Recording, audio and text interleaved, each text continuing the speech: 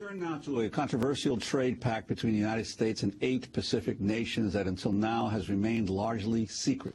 Branded as a trade agreement, but really it is enforceable corporate global governance. Chapters set a whole array of corporate new privileges and rights and handcuff governments, limit regulation.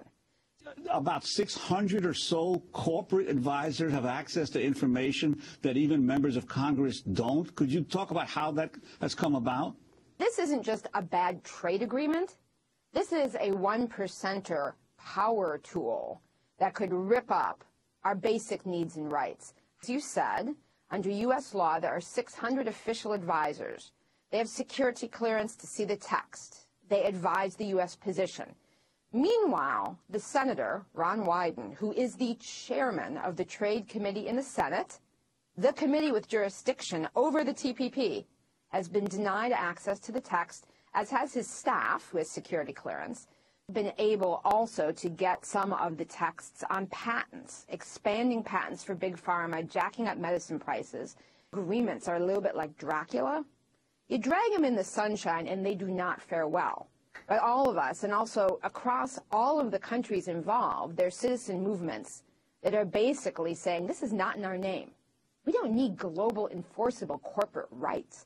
We need more democracy. We need more accountability. Laura, and this agreement's the antithesis. 3 years into this negotiation with 8 countries, and they will not publish a sentence. In fact, what we're talking about with this leaked chapter is literally a parallel system of justice. People have domestic laws in courts trying to defend our rights and get our needs met. Corporations would have a parallel system of private attorneys, 3 of them, no conflict of interest laws.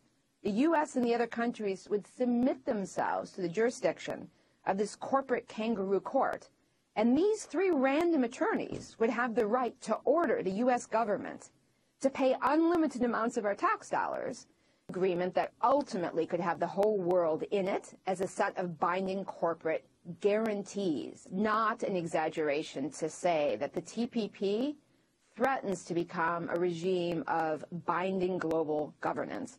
In addition, the way that the agreement is being negotiated, these rules would require that you not only change all of your existing laws, so good progressive laws would have to be gotten rid of, but that in the future you don't. So the right to extend medicine and seed monopolies to jack up medicine prices, even the right to challenge formularies, medicine prescription group buying plans. The financial rules would have just a limit. Countries aren't allowed to ban risky financial products or services, meddles with how we spend our local tax dollars. For folks around the country who are doing sweat-free campaigns, who are doing living wage campaigns, green buying campaigns, this agreement says, A, you can't have local preferences, so no Buy New York State preference to recycle money back in your state, your tax dollars, no Buy American, but also conditions like a product has to have recycled content or that uniform has to be sweat-free. Those kind of conditions can be challenged. This is an incredible corporate power tool, the one that's largely pushing the most radical provisions, would be made public to make people aware